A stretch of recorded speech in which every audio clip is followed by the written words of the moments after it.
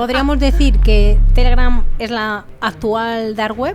Yo creo que sí, porque ellos tienen sus grupitos, pueden controlar mucho mejor quién está mirando la información, quién no la está viendo. Y a nosotros nos puede parecer que es más accesible, pero en realidad, ¿cómo encuentras un servidor en Discord del que no sabes el nombre? Un usuario del que no sabes el servidor en el que está. Pero sigue habiendo muchísimo cibercriminal en Telegram y no creo que haya bajado, porque piensa que si en las APTs ya es difícil detectar una campaña, imagínate detectar la infraestructura que va por detrás a nivel de cómo ellos generan esas campañas, cómo se comunica. Y entonces se atacó pues a todo software que estuviera expuesto con esa tecnología, que eran siempre software que estaban utilizando empresas. Y robaban los datos y luego, tiempo después, lo publicaban en la dark web. O sea, lo que intentas es ver de dónde proviene y qué tipo de actividades van a hacer luego los atacantes con ese tipo de datos. Pues eso, en un foro que se dedica a eso, a hacer cierto tipo de ataques. Ha salido nuestro nombre o el de empresas del sector. Podemos ser los siguientes. Y en base a esa priorización decimos, vale, estos que creemos que son los que tienen más posibilidades de que nos ataquen, estos son los que tenemos que seguir. ¿Cómo son los APTs de Corea? Utilizan mucho la técnica de falsos puestos de trabajo. Un tipo que tiene 300 ordenadores de empresa para empleados falsos que en realidad están recibiendo un sueldo de un trabajo real y toda esa pasta va a financiación de sus actividades. Yo creo que es una de las preguntas que más nos hacen por redes sociales, es ¿cómo entrar en la Deep Web? ¿Para qué? O sea, ¿qué fin tienes? Bienvenidos, bienvenidas, bienvenides a otro capítulo del podcast de Securitas, tu podcast de ciberseguridad en español. Hoy tenemos con nosotras a Andrea. Bienvenida, Andrea. Muchas gracias, un placer. Gracias que es una chica que se encuentra en Suiza. Uh-huh. Y háblanos un poquito de ti, Andrea. Preséntate. Bueno, pues nada, yo soy una chica de Zaragoza que, me gusta mucho la literatura, leer, me gusta mucho la gastronomía, los planes culturales y que bueno, tengo un espíritu inquisitivo, quiero creer, sobre pues, las cosas que me rodean y la gente en general y poco más. ¿Y cómo acaba una chica de Zaragoza en Madrid trabajando en ciberseguridad? Pues es una pregunta que todavía sigo planteándome a mí misma, ¿sabes? ¿Cómo ha ocurrido esta situación? Porque ha sido elementos random, uno detrás de otro. Yo estudié, de hecho, algo que no tiene nada que ver, que es información y documentación. ¿Qué dices? Es una carrera nada técnica y, en principio, tampoco directamente analítica, ¿no? Que puedes decir de análisis de inteligencia, tampoco es que sea, precisamente. Y digo análisis de inteligencia porque me dedico directamente a inteligencia dentro de ciberseguridad. Pero bueno, acabé en este sector un poco porque lo que sí que se daba en la carrera era...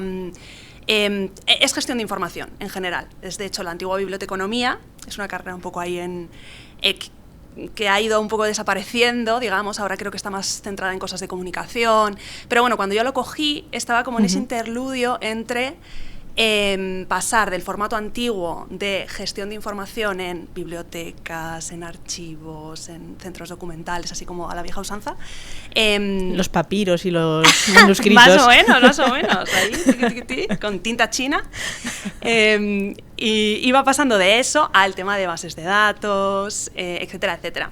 Uh-huh. Entonces, yo la pillé justo ahí. Teníamos algunas asignaturas que sí que eran recuperación de información, por ejemplo. Que sí que tenía más que ver con lo que conocemos como IT o cosas así, pero muy primeros pasitos, digamos, ¿no?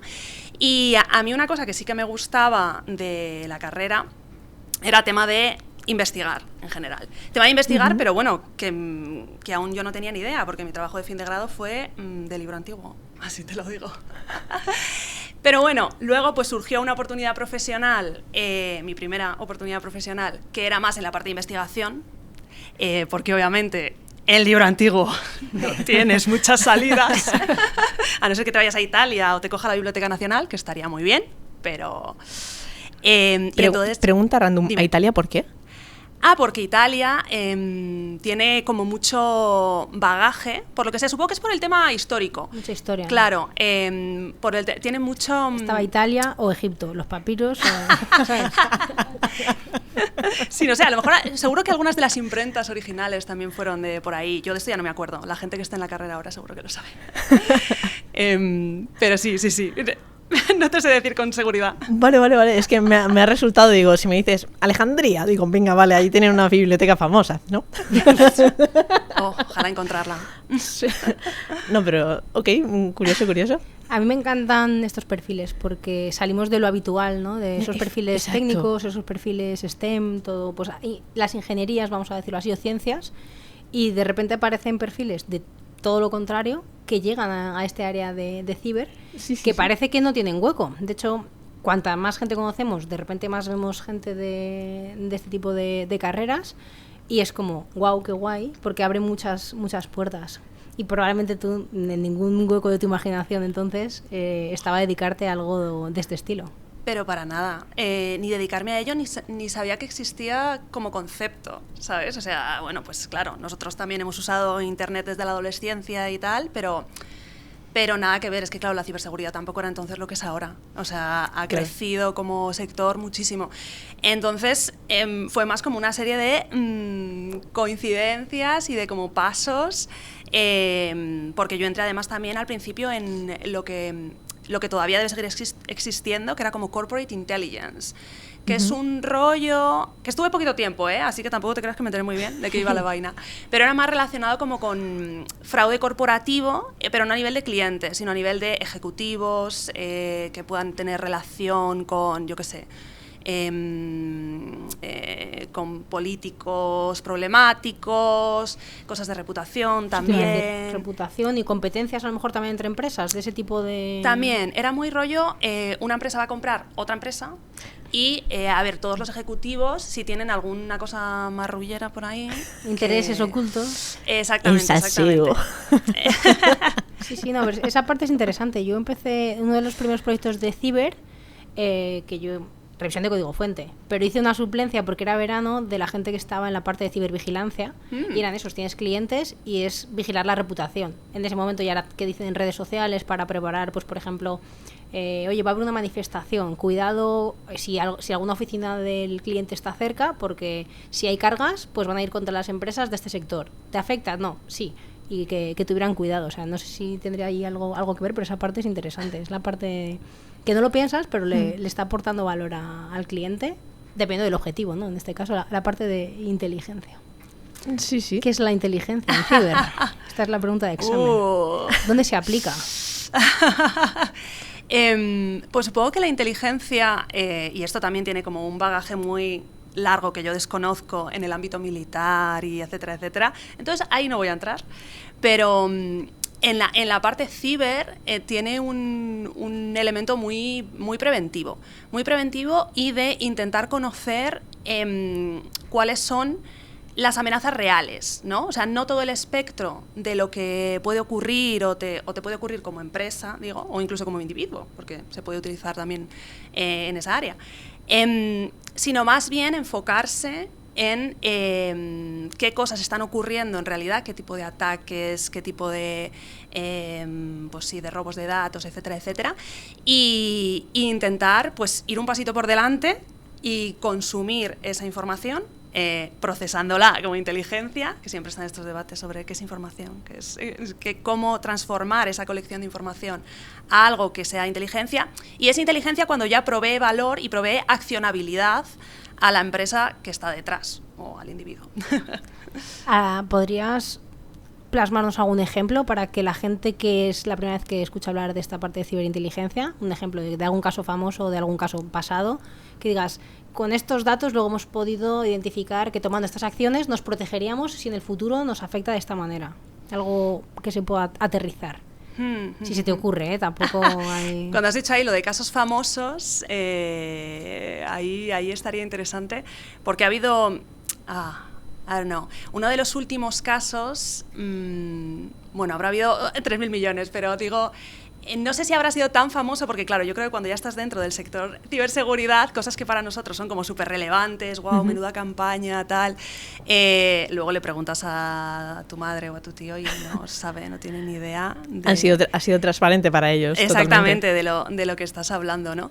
Pero bueno, ha habido muchos casos recientemente, todo el mundo ha escuchado sobre temas de ransomware, etcétera, y ha habido varias campañas de explotación de software de file transfer, o sea, de transmisión de ficheros, ¿no? Que es un software muy utilizado entre empresas porque al final, de forma segura, tú tienes que tener algún mecanismo, si tu software no es el mismo que está utilizando la empresa menganito con la que quieres tener una relación comercial, ¿cómo te trasladas datos? No te puedes dar un USB, ya no funciona. Sería relativamente seguro, bastante seguro, de hecho, pero...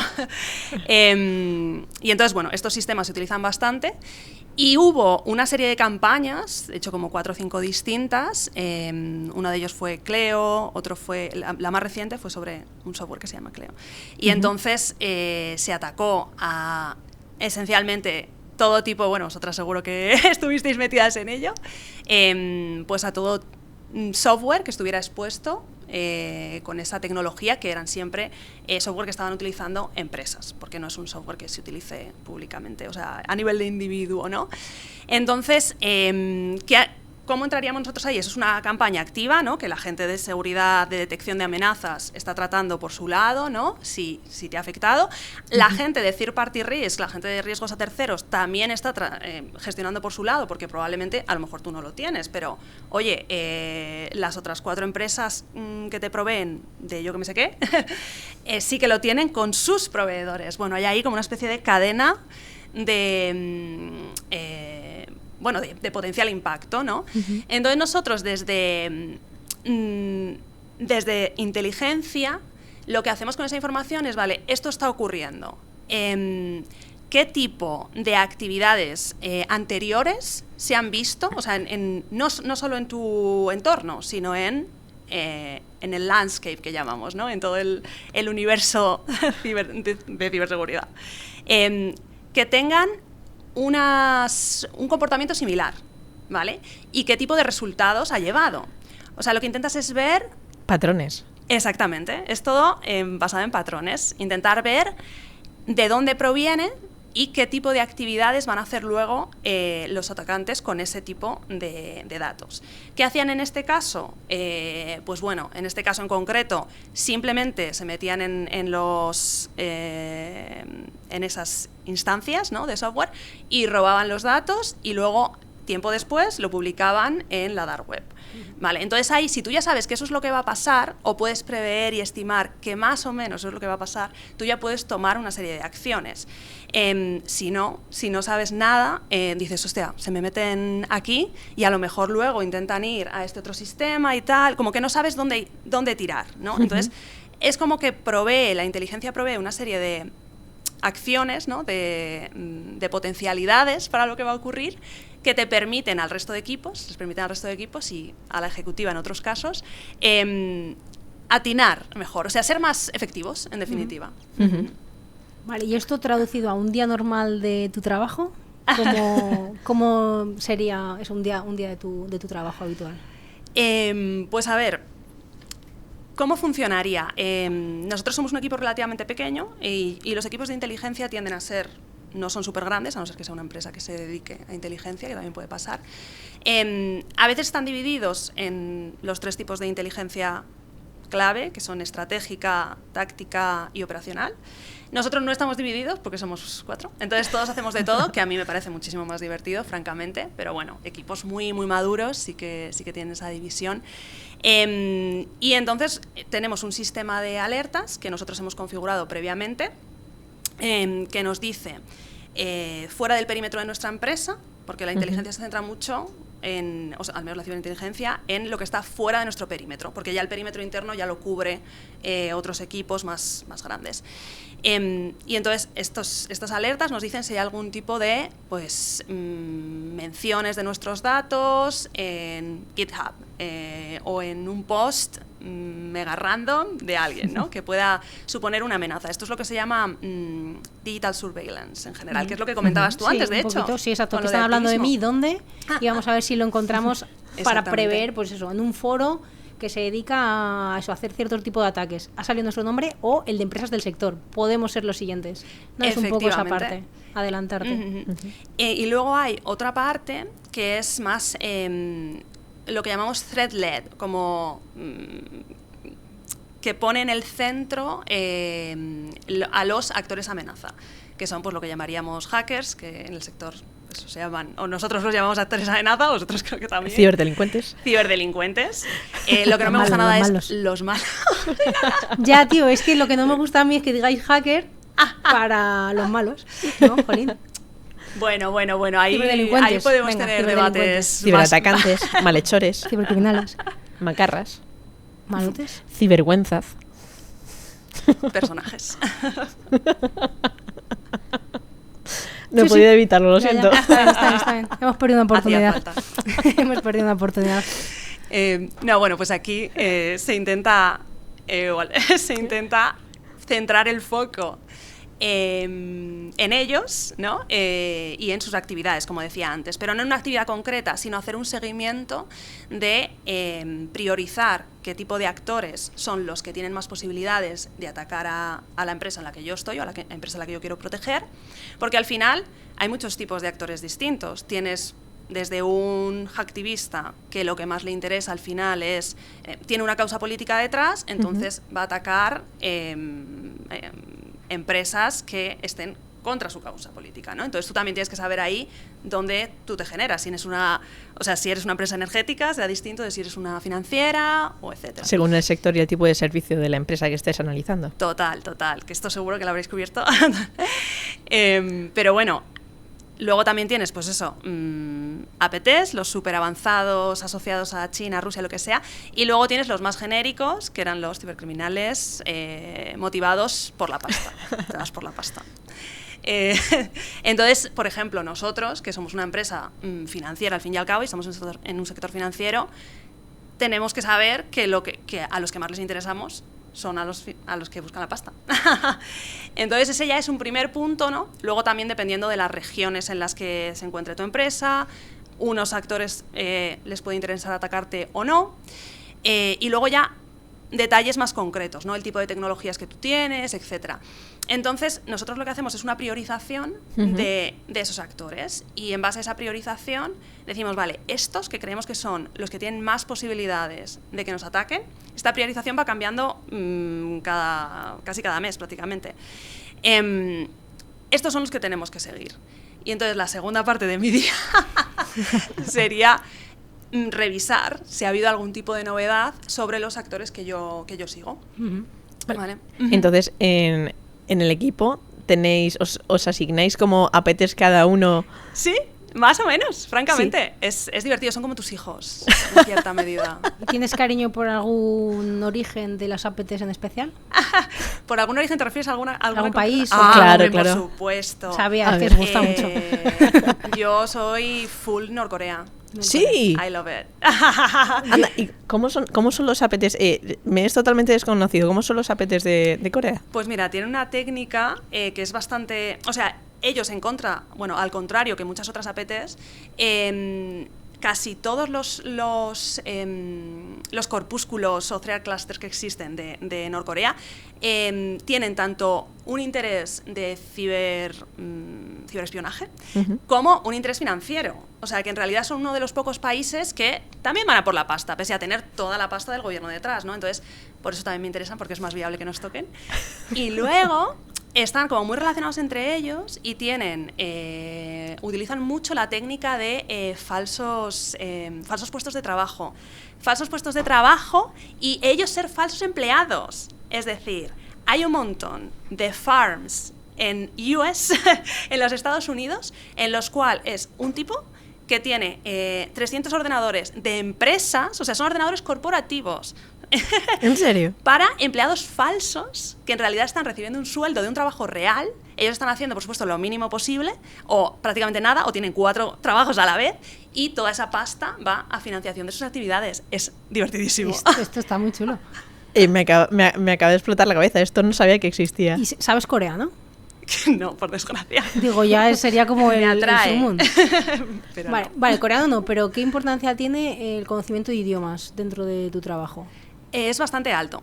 Es muy alto y por eso, de hecho, también, cuando has dicho antes lo de las perspectivas, lo de los distintos perfiles, nos viene, por ejemplo, mucha gente de humanidades. Yo tengo un compañero que hizo traducción e interpretación, relaciones internacionales, porque al final son perfiles así, ¿no? Son perfiles que suelen tener un conocimiento de idiomas más alto que la media, quizás, y al final es que estás lidiando también normalmente con esta parte de la Deep Web, que a la gente le interesa mucho. Está todo el rollo de los foros y los markets y la mayor parte de lo que se interactúa ahí dentro no es ciertamente en español y tampoco en inglés. A la gente le sorprende, pero tampoco en inglés. O sea, es mayoritariamente en chino y en ruso, sobre todo en ruso.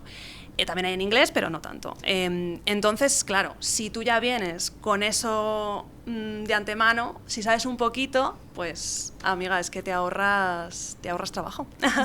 Las traducciones literales de Google Translator de DeepL te las ahorras. La IA a día de hoy ya ayuda, ¿no? Para esa parte. Esa es buena, claro. Mi pregunta es, porque has dicho las palabras claves que a todo el mundo le atraen. Deep Web, Dark Web. ¿Os movéis día a día en Deep Web, Dark Web? Bueno, lo tenemos relativamente automatizado. Es decir, moverse en la Deep Web y en la Dark Web particularmente requiere mucho tiempo, en definitiva, porque al final pues son sistemas que no están... Este término lo sabéis vosotras. ¿Indexados? Indexados. Yo viniendo de documentación también debería tenerlo muy presente. Pero bueno, no están indexados, entonces hay que hacer mucho de rebuscar, en definitiva. Mucho trabajo que en principio parece no productivo, pero que es necesario para luego encontrar cosas relevantes. Entonces, ¿qué pasa? Que en la empresa final, como donde estoy yo ahora, es más habitual contratar un proveedor que te genere esa información.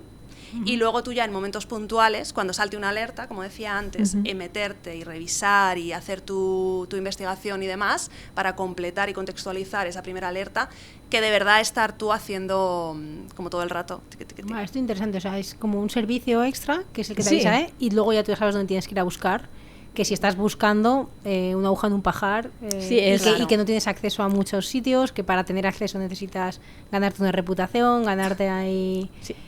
Un acceso que no es fácil de llegar a ello. Es como una dices. Deep Web Documentation. Es que a nosotras yo creo que es una de las preguntas que más nos hacen por redes sociales, es ¿cómo entrar en la Deep Web? Y yo digo, en la Dark, ¿quieres entrar en la Dark? Y es como, ¿para qué? O sea, ¿qué fin tienes? No, solamente por entrar es peligroso, no, pero no vas a encontrar lo que quiera que esté en tu cabeza así por entrar y ya está.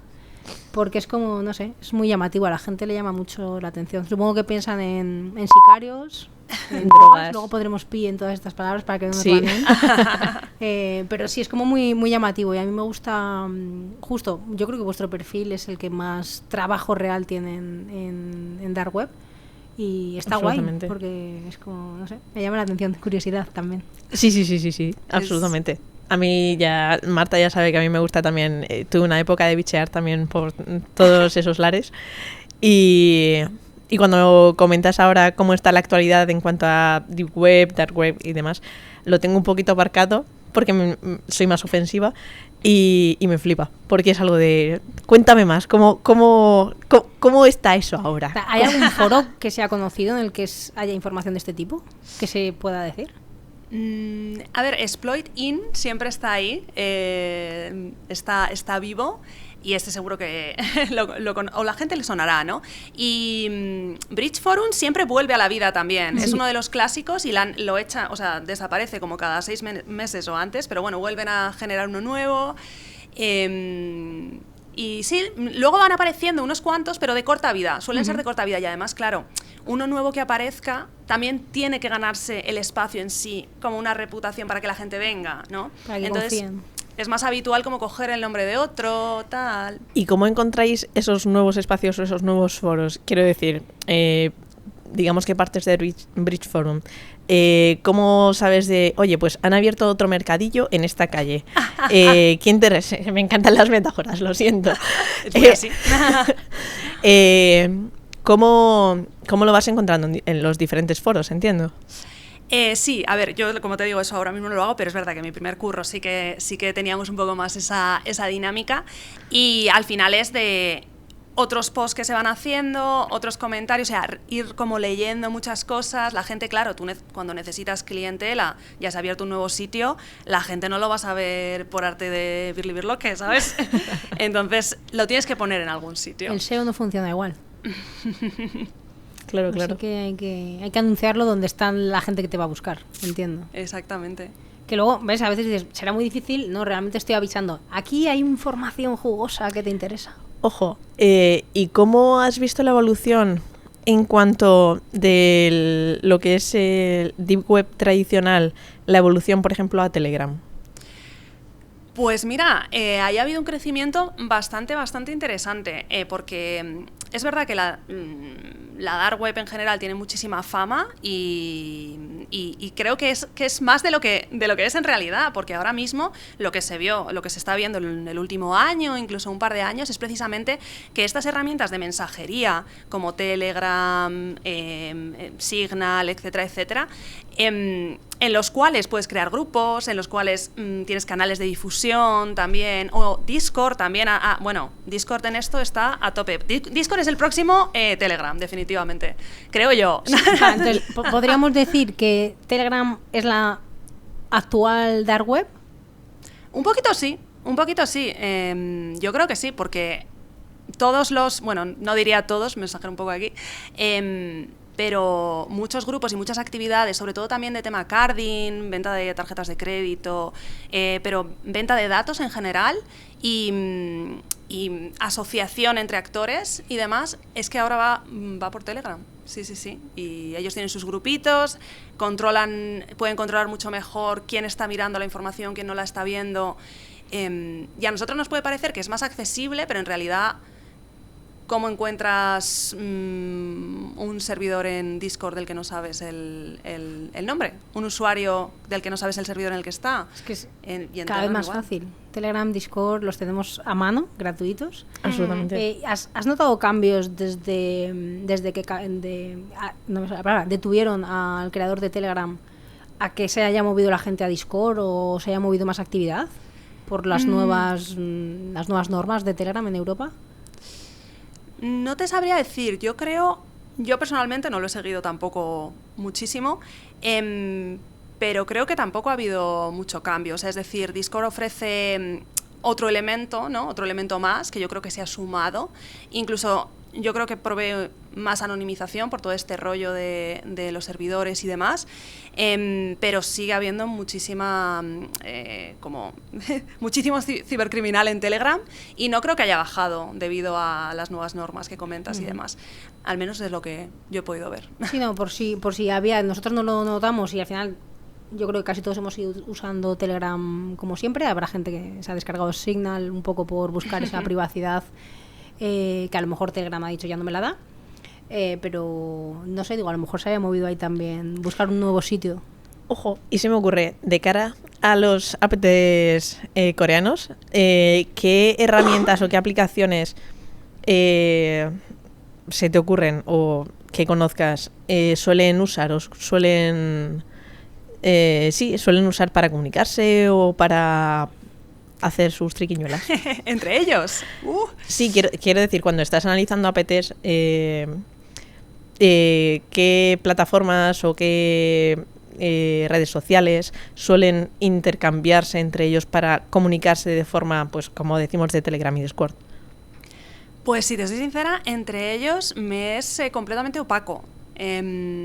Habré leído algún informe alguna vez sobre... pero claro, es que tienes que ir a nivel de detalle, porque piensa que si en las apps ya es difícil detectar una campaña, porque su nivel de sofisticación es alto, imagínate detectar la infraestructura que va por detrás a nivel de cómo ellos generan esas campañas, cómo se comunican. Eso, por ejemplo, es mucho más fácil detectarlo o analizarlo con ransomware o grupos de ransomware, porque al final uno se cabrea con el grupo y te suelta pues sus políticas y la mitad de los chats de hace un año entre todos los miembros, ¿no? O cosas así. Entonces, eso con APTs es muchísimo más difícil y con las coreanas yo francamente estoy bastante blind. Sé lo que utilizan ellos contra nosotros, pero tanto de cómo ellos internamente se estructuran, no idea. Vale, ¿y qué APTs son los más conocidos de los coreanos?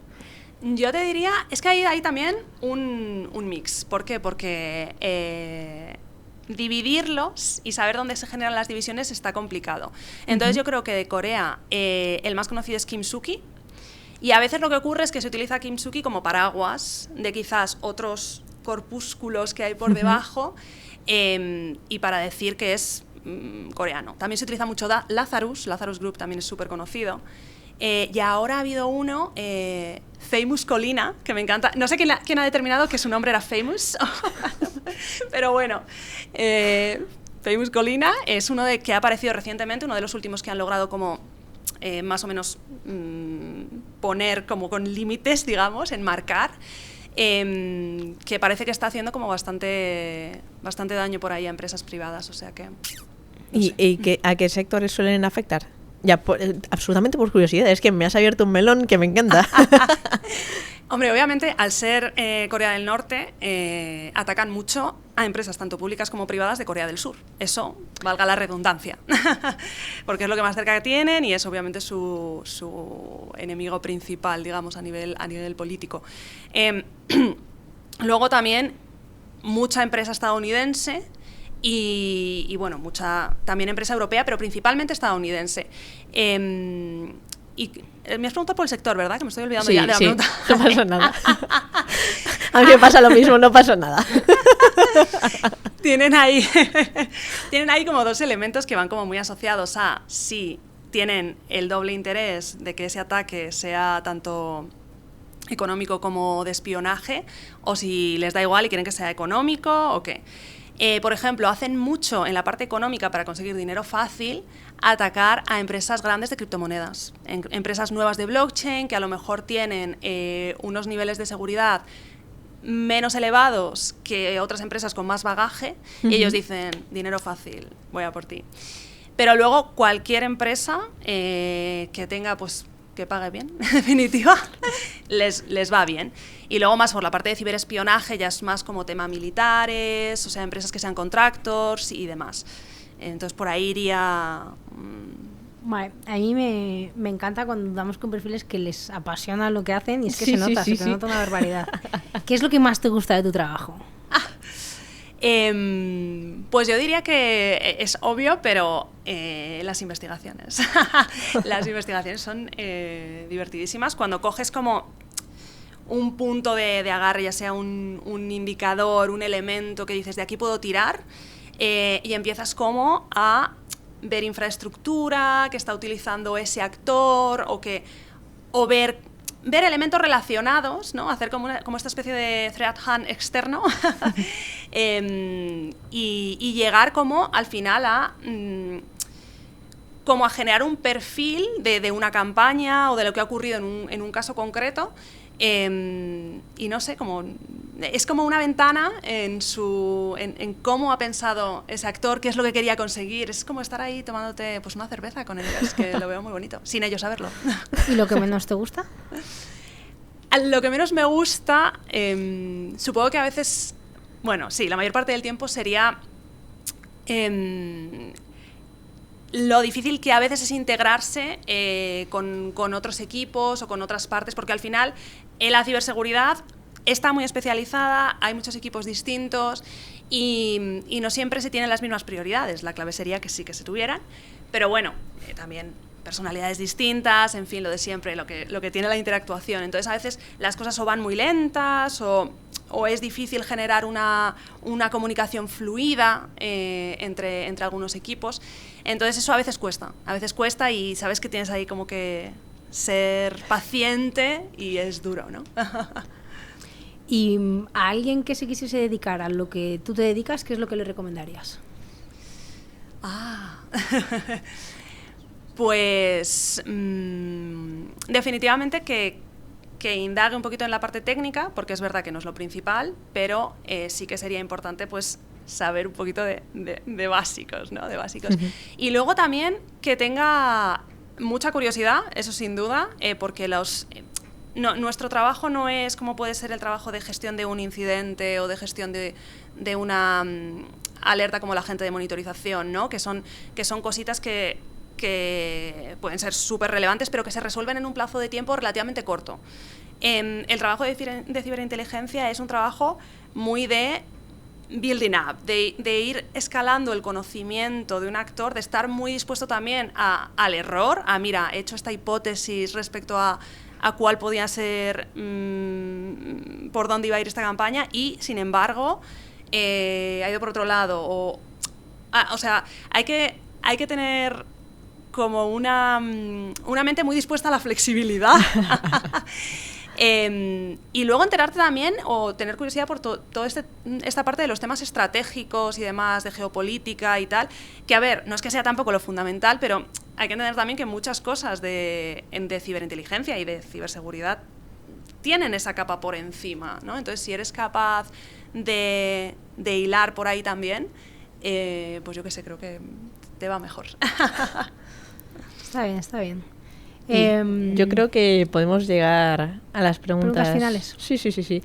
Venga. Bueno, tenemos al final de las entrevistas y de los capítulos que hacemos unas preguntas rápidas para conocer también un poquito a la persona.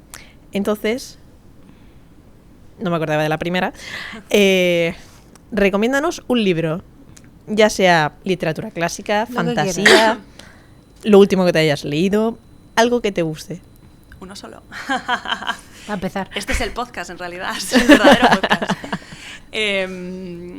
Pues os voy a recomendar uno de mis libros favoritos, que es Tengo miedo torero, de Pedro Lemebel. Es absolutamente maravilloso. No es para todos los públicos, es un libro muy cortito. Diría que es realismo, quizás realismo mágico, si te pones a ello. No se parece mucho a 100 años de soledad, pero bueno. Tiene así como una narrativa muy engalonada. Es densito, pero en un... Bueno para dormir, entonces. Bueno, se empieza por ahí y luego te enganchas, luego lo pillas, ¿no? Y él, como figura política, es interesantísimo. Es un tío súper creativo, bueno, ya no está entre nosotros, pero activista, tal, muy guay. Recomiéndanos un podcast. Pues aparte de el que ya estamos aquí, porque asumo que si se está escuchando será porque les interesa, pero pues te voy a decir, escucho mucho podcast, y uno de los que he descubierto últimamente que me ha molado bastante y que estoy ahí dando con él es Sabor a Queer, de no sé qué, lo lleva un chaval que no recuerdo cómo se llama. Ay, me suena un montón. A lo mejor es que lleva invitados y son, bueno, ha ido Ada Colau, por ejemplo, pero también ha ido Soy una pringada, ¿sabes? O sea, tiene temáticas tal, y hay uno sobre antipunitivismo que es súper interesante, pero luego ya te digo, tiene de todo. ¿Y escuchas alguno de ciber? Pues la verdad es que no escucho ninguno de ciber porque como que ya estoy en ello, ¿sabes? Claro, me da la sensación de que como estoy tan envuelta en ello, quizás te diría que alguna vez he escuchado en inglés el de Zimpanu. Zimpanu es como una especie de dios entre Death Intel. El muchacho este que antes trabajaba para... Ay, no me voy a acordar. Bueno, que es él hace artículos sobre temas de ciberseguridad y ahora tiene él una newsletter que es Risky Business o algo así, y a veces esa newsletter la ponen en formato audio, entonces a veces pues me la escucho en audio. Si no me equivoco, creo que era así, pero no escucho mucho de ciber, ¿no? Pues nos los apuntamos. Sí. ¿Con qué con española te quedas? No he ido a muchas, pero te diría que me quedo sin duda con Navaja Negra por el concepto. Y tengo una de sus navajas de 2016. Wow. Que no presenté yo, obviamente, me lo regaló un amigo que presentó. Pero Ay, me qué pareció espectacular, me pareció preciosa. Sí, sí. ¿Tortilla de patata con o sin cebolla? La duda ofende. Con cebolla y poco hecha. Aunque bueno, lo de poco hecha y muy hecha, me lo como todo. Pero con cebolla siempre es importante. Vale. ¿Con qué saga de fantasía te quedas? ¿Star Wars, Star Trek, El Señor de los Anillos, Harry Potter, Narnia, la que tú quieras? ¿Con cuál te quedarías? Pues te voy a decir una menos conocida en el universo friki, aunque creo que es muy conocida en general, que es La Torre Oscura de Stephen King. Me encanta. ¡Ojo! Es un trabajo suyo muy de principios de su vida de escritor, que ha escrito 3000 cosas, pero a mí me gustó muchísimo. Venga, pregunta profunda. El consejo a tu yo de 8 o 10 años. ¿Qué le dirías? Creo que quizás hubiera necesitado consejos más con 14 y 16, como todos, pero es cute darlo con 8 o 10. Pues a lo mejor le diría que, bueno, que todo llega, que todo llega y que todo pasa, y que no se obsesione con nimiedades o con lugares en los que estar, ¿no? Y bueno, y que se lo pase bien. Y por último, ¿a alguien que nos recomendarías que trajéramos al podcast? Eso más difícil. No sé. Quizás te diría una compañera que acaba de entrar en Ingeniería de Operaciones, que es una personaje ya también, en un sentido muy, muy positivo. Yo siempre digo eso positivamente, que es Yara. Y es así la primera persona que se me ocurre. Y ya estaría. Muy bien. ¿Y algo que quieras decir que no haya salido en la entrevista, que digas, oye, me gustaría comentar esto ya sea del trabajo o dejar este mensaje, que llegamos al final, y si no, pues no pasa nada? Madre mía, qué lugar como más amplio. Sí. Bueno, pues lo que quiero decir es que mi equipo está buscando un integrante. Eso es súper importante. Sí.